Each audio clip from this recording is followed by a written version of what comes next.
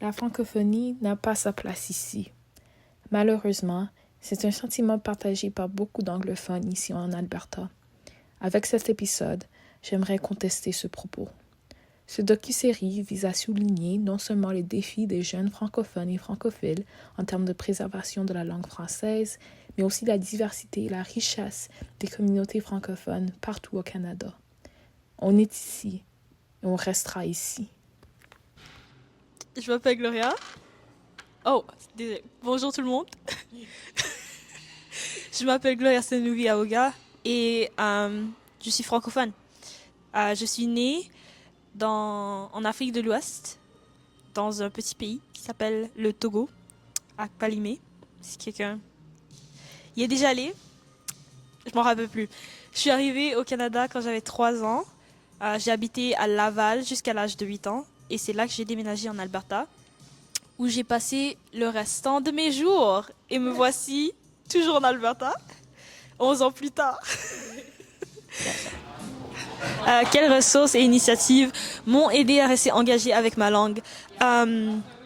J'ai eu l'opportunité d'aller à une école où il y avait des professeurs très dévoués à nous les élèves, mais surtout à la langue française. Donc j'ai eu l'opportunité de participer à diverses activités en français, des débats, les Jeux francophones de l'Alberta. J'ai eu l'opportunité de non seulement participer, mais aussi de faire du bénévolat. Et faire du bénévolat en tant que étudiante à l'université, c'est ça qui m'a aidé à rester connectée avec ma langue, mais aussi à me développer. C'est pour cette raison que maintenant, mon ami et moi, grâce à nos professeurs qui nous ont montré tant de dévouement et ont mis tant d'énergie et de passion à nous enseigner à protéger notre langue, nous avons décidé de créer des activités, créer des opportunités pour nous, les jeunes francophones, par les jeunes francophones, afin de les aider eux aussi à garder leur langue et à se retrouver dans leur français. Présentez. Salut, je m'appelle Anela Hébert. Je me suis vécue à Edmonton toute ma vie. J'ai 18 ans, pas encore 19 ans comme des vieilles madames que je suis avec en ce moment. Je suis étudiante francophone jusqu'à ma 9e année, puis là, j'ai fait l'école en anglais depuis. En ce moment, je prends un lauréat de commerce à l'université en faisant du rugby.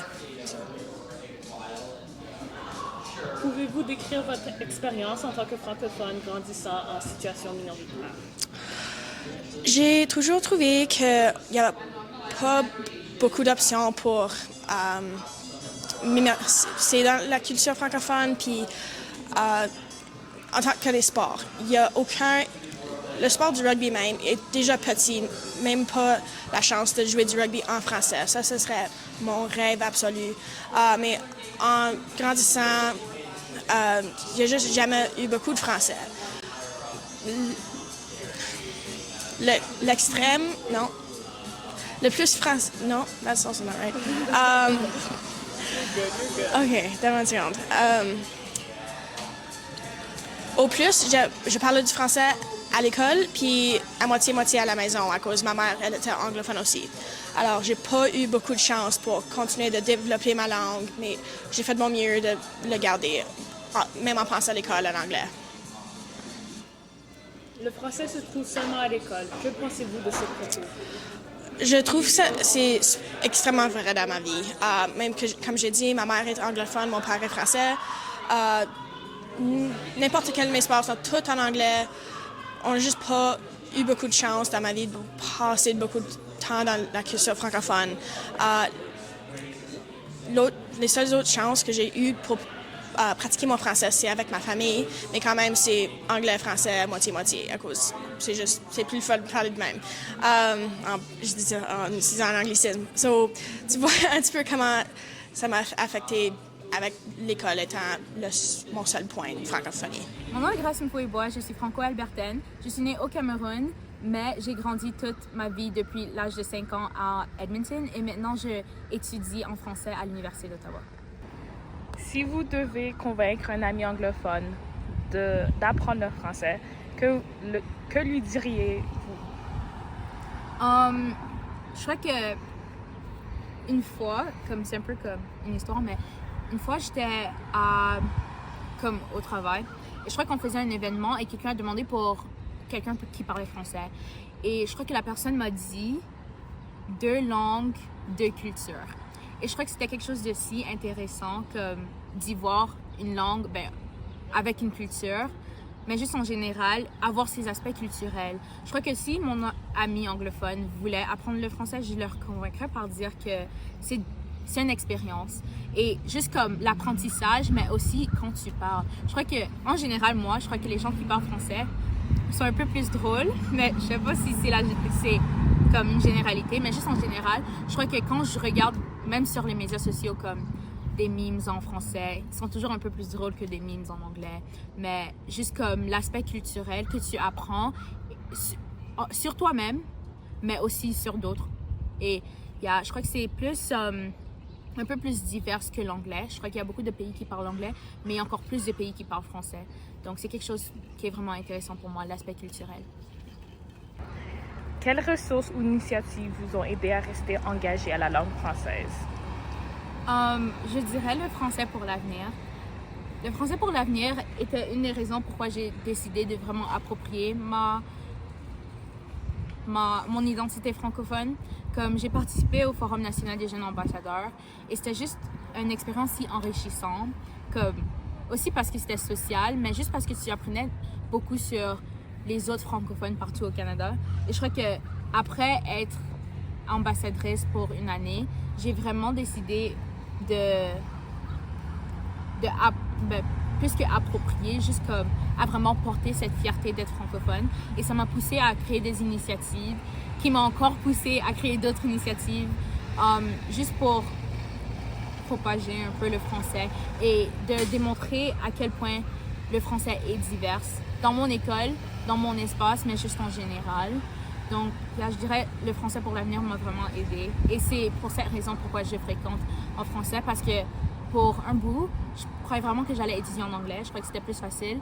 Mon grammaire n'était pas comme universitaire pour écrire pour mon programme sciences politiques. Donc c'était vraiment de savoir que c'est plus grand que juste l'apprentissage. C'est aussi comme la culture et le général. Donc, le français pour l'avenir. Merci. Alors, merci.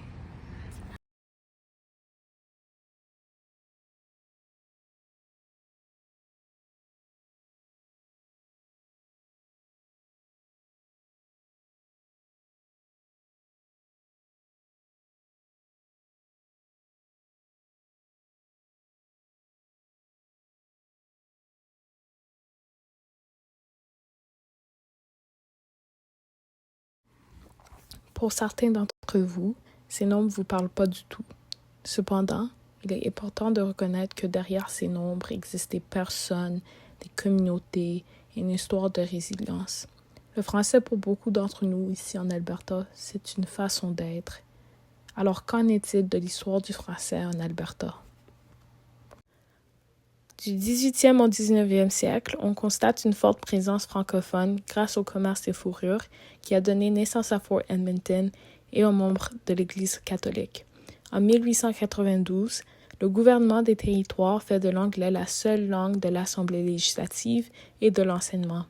En 1905, la province de l'Alberta est créée et les droits de francophones ne sont pas mentionnés et le gouvernement impose des restrictions à l'enseignement du français. Ce n'est qu'à partir des années 1980, à la suite de nombreux événements sociopolitiques, que le français peut être enseigné à tout moment et dans tous les niveaux scolaires.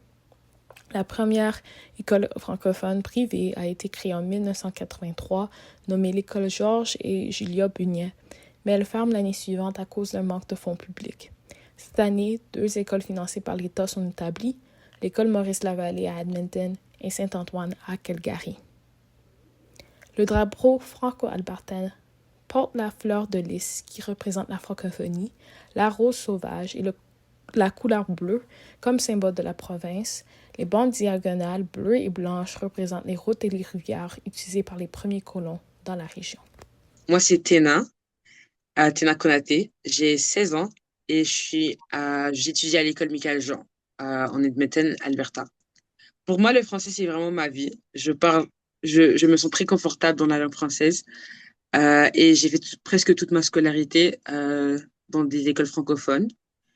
Mais je trouve que même si je parle le français et même si je suis inscrite dans une école francophone, il y a beaucoup de gens qui font des petits commentaires de «Ah, t'essayes de faire à la française» ou «Ton accent, c'est trop...» désolée, j'essaie de trouver le mot, mais c'est trop genre euh, C'est- fake. Comment on dit fake? Oh, ben comme... Oh, même moi, j'oublie maintenant. Oui, il y a des gens, ils vont toujours faire des petits commentaires que, oh, ton français, on- Et genre, ça, ils disent que je fais trop la française et tout. Donc, ils trouvent pas ça, genre, je perds mes mots en français, carrément. Mais oui, ils font toujours des commentaires, même si eux aussi, ils ont passé toute leur vie dans des écoles francophones. Donc, je trouve que, en tant que communauté, on devrait faire plus d'efforts pour juste promouvoir la langue française. Faut toujours être fier de sa francophonie. Euh, Toujours être fier. Ne soyez jamais gêné de parler, même si vous savez pas comment parler à 100% la langue. Il faut toujours faire un effort de parler parce que tu vas jamais t'améliorer sans la pratique. Et ça s'applique vraiment à tout aspect de la vie, mais surtout dans l'apprentissage des langues. Et il n'y a pas un accent spécifique dans le français. Il n'y a pas un accent spécifique, même si on dit que oui, le français, c'est la France. Il y a beaucoup de pays qui parlent en français. Et donc, jamais se moquer des autres, juste parce qu'ils parlent avec un accent différent que le tien. Et comme j'ai dit, toujours être fier. Donc, je m'appelle Isabelle Normando. J'ai 17 ans, puis j'habite à Calgary. tu as parlé beaucoup de ton implication dans la communauté, puis tu as été récemment élu en tant que président de la FGA. Quels sont vos buts pour votre mandat? Si vous... Ben, en gros, donc, l'organisme tel quel, ben, on veut comme renforcer nos relations avec ben, les écoles immersion, parce que comme, ils sont quand même, tu sais, francophones, francophiles, puis ça serait bien de comme les inclure pour agrandir la communauté francophone. Et puis, on a aussi plusieurs autres projets. Mais comme d'un côté personnel, moi, je veux vraiment que la communauté francophone, on ait plus une voix, soit au niveau comme provincial ou national, surtout national, parce que, je veux dire, on est un pays bilingue. Ça serait amusant que comme on se fait plus comme connaître, comme genre, on est là, puis on n'est pas juste au Québec Mhm. ou en Ontario. Donc, c'est vraiment ça, comme pourquoi moi je m'implique, c'est parce que je veux que comme euh, je veux vraiment que les francophones, ils aient une voix au Canada. Wow. L'insécurité linguistique, c'est super. C'est un sujet que comme on porte beaucoup attention à parce que, tu sais, comme j'ai dit, on est, on est une communauté vraiment accueillante parce qu'il y a tellement de gens qui viennent de différentes parties, soit du Canada ou du monde. Donc, vraiment, ce qu'on a besoin de faire, c'est inclure. Même si comme tu parles comme le Chiac ou si tu viens du Congo ou tu as un différent accent de comme, disons, Québec, Ontario, quoi que ce soit, comme faut que tu sois fier de ton accent parce que ça, c'est partie de ton identité. Puis c'est ça la beauté de la communauté francophone, c'est qu'il y a tellement de différents accents, une diversité incroyable. Puis c'est juste, il y a des gens qui, évidemment, ils vont être comme, ah, ben mon accent, comme je parle pas comme le bon français. Mais l'affaire, c'est qu'il n'y a pas de bon français. Ce qui me rend fière d'être franco-albertaine, franco-manitobaine, c'est juste voir à quel point que la communauté, on est proche. Même si que comme surtout quand je vais à des événements nationaux, je fais beaucoup de parlements, forums, etc. Um, Même si on est séparés par la distance, on est tous vraiment proches. Puis je pense que c'est quelque chose qui est assez rare quand même. Um, mais à cause de la francophonie, ça vraiment, ça nous réunit. Puis il y a tellement de gens que je connais qui sont comme mes meilleurs amis, puis comme ils vivent genre au Yukon, au Nouveau-Brunswick, en Alberta, Manitoba, comme on est partout, mais on est proches, puis c'est vraiment bien.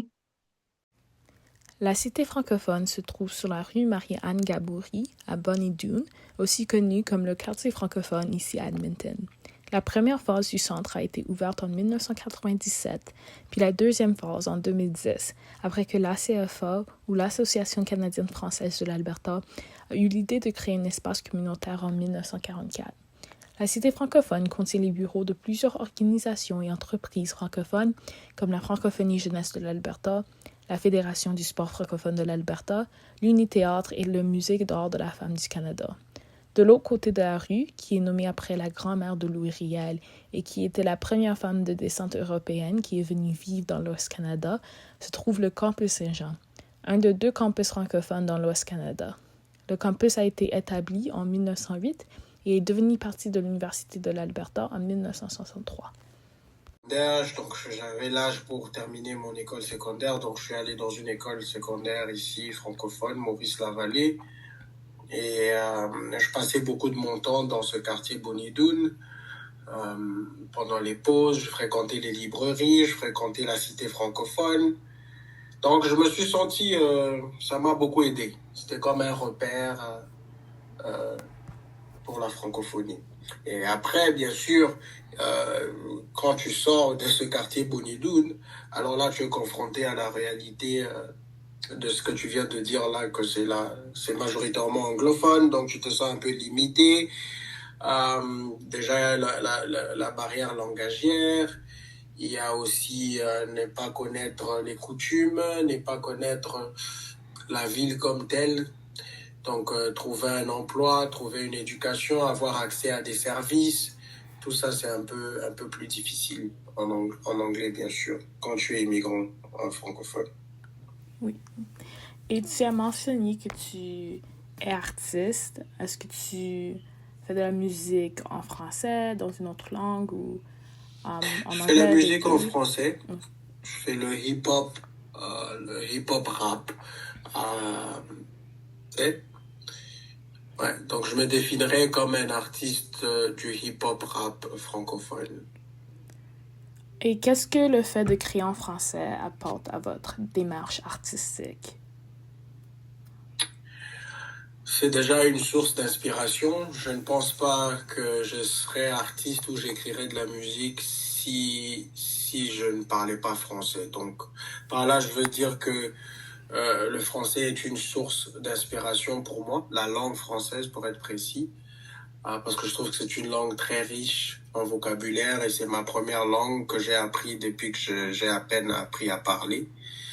Donc quand je suis inspiré pour relater ou pour faire ma création artistique, ça me vient en français. Donc puis deuxièmement, le Canada c'est un pays bilingue.